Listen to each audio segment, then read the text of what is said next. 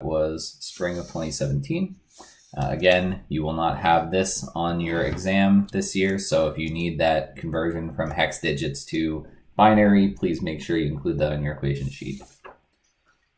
So first up, another question very similar to the one from academic year 2018. This is a program that has some data in it, and we're asking you to fill out a diagram with some values. So the first question, part A, is fill in the hexadecimal digits for each of the last 8 addresses on the diagram above. So we're starting at BFFFF798. Our next one is 799. We're just adding 1 to the 1's position.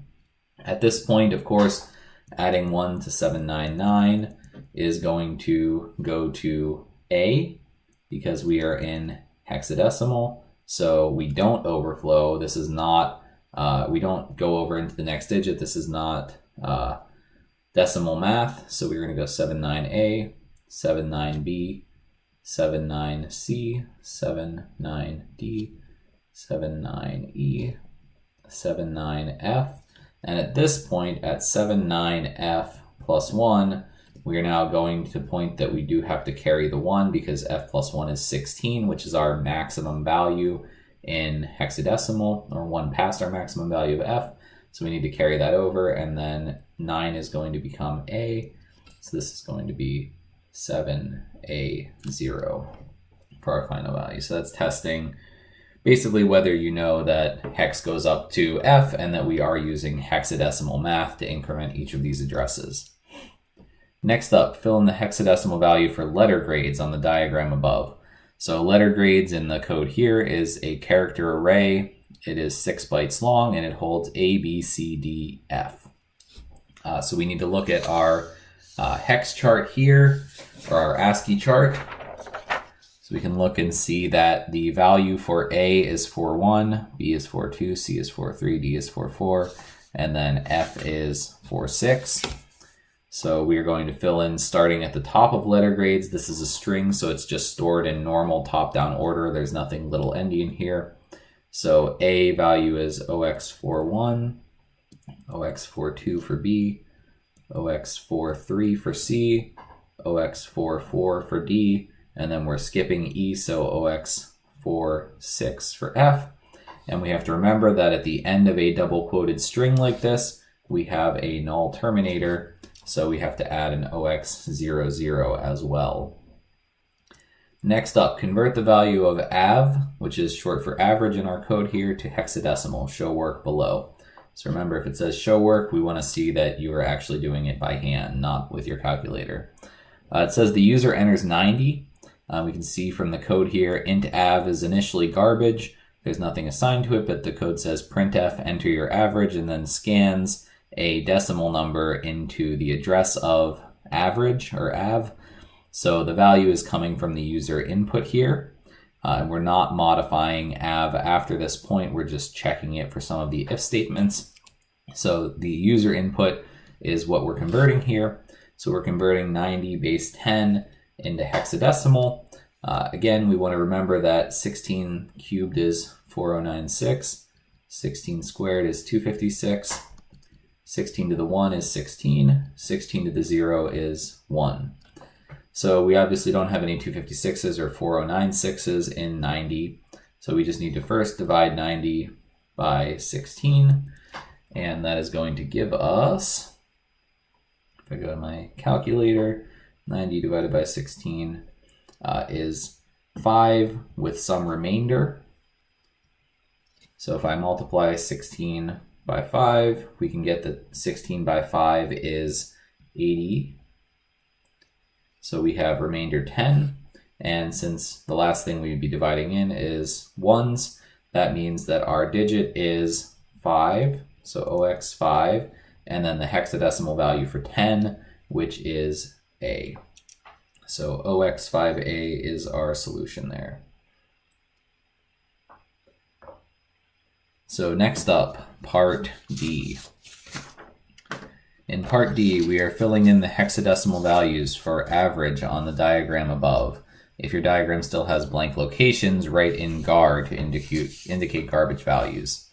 So we're filling in the hexadecimal value for AV. Here, our hexadecimal value for AB is 5A. This is little endian form, so our number is actually 0000005A. We want to put this byte in little endian form in the top position here. So it's going to go OX5A here, and then we're just filling the rest of them with zeros because our integers take up 4 bytes, and each one of these boxes is representing a byte. And then it told us to fill in gar for garbage values anywhere we have those.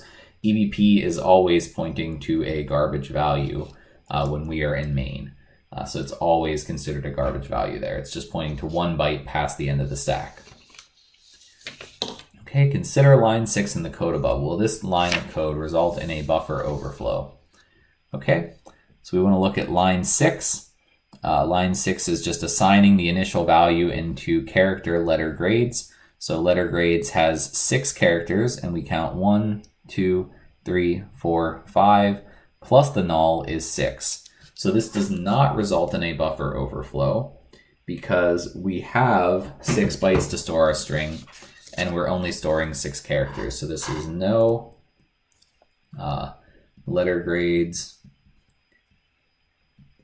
holds 6 characters, and A, B, C, D, F is 6 characters, including null, the null terminator. So we are not going to have a buffer overflow because of the fact that this is the same amount of data being stored in the memory that we were allocating for that data. Okay, assume the program is executed up to line 16. What is the exact output of the program after the user enters 90 when prompted? Okay, so the user enters 90, that value goes into AV. So at this point, AV equals 90.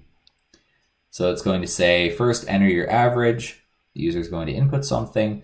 Then it's going to say your final grade is, average is greater than or equal to 90, right? Because 90 is greater than or equal to 90. So it's going to print %c./n letter grades at 0. And it's not going to do this else if part because we have no I guess it is actually going to do, or no, it's not going to do this else part because the else is going to make it skip this code here. So it's going to say first, enter your average. And in this case, we might as well include the user input. So it says enter your average. There's no /n here. So it's going to just be 90. So we can look back at the code. It says enter your average. There's no /n at the end. So it's not going to make a new line yet. And then it's going to make a new line where it says /n here, your final grade is. And so we're going to make a new line here that says your final grade is.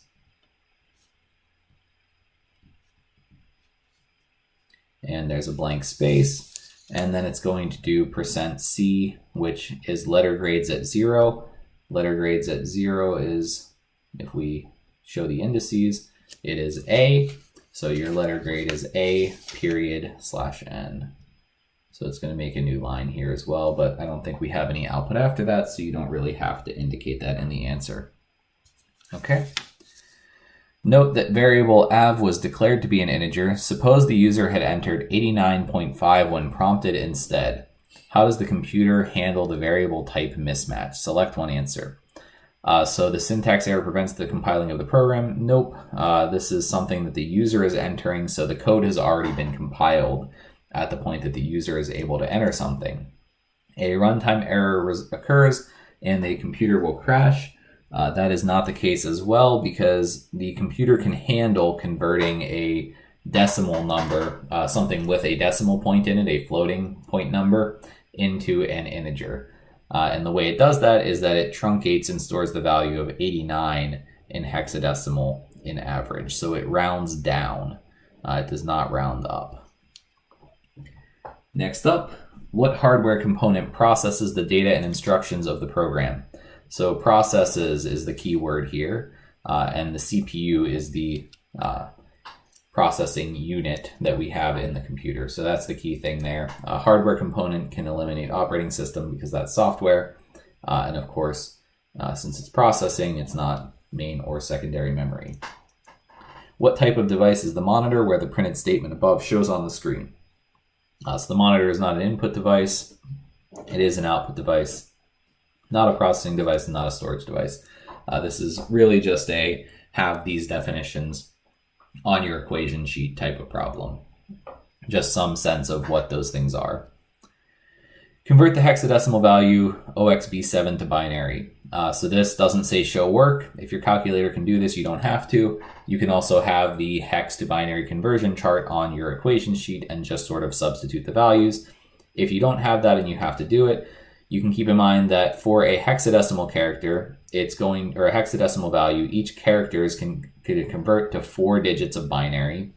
And those 4 digits are representing whether it has 2 to the third, 2 to the second, 2 to the first, and 2 to the 0 in that number, which correlate to 8, 4, 2, and 1. So B is 11 in decimal.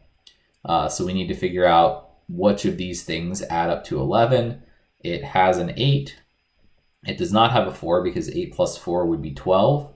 It has a 2 because that's still less. So, and then we have a 1 because it is an odd number. Every odd number is going to have a 1 in that last position in the binary because this is the only way to get a 1 into the number. So that's B. And then we need to convert 7. 7 does not have an 8 because it's smaller. So the first digit is 0. It does have a 4. It does have a 2, and it does have a 1. Again, we know that that last thing is going to be 1 because it is an odd number. Okay, so that's a long problem 1, but we're done with it. So on to problem 2 next.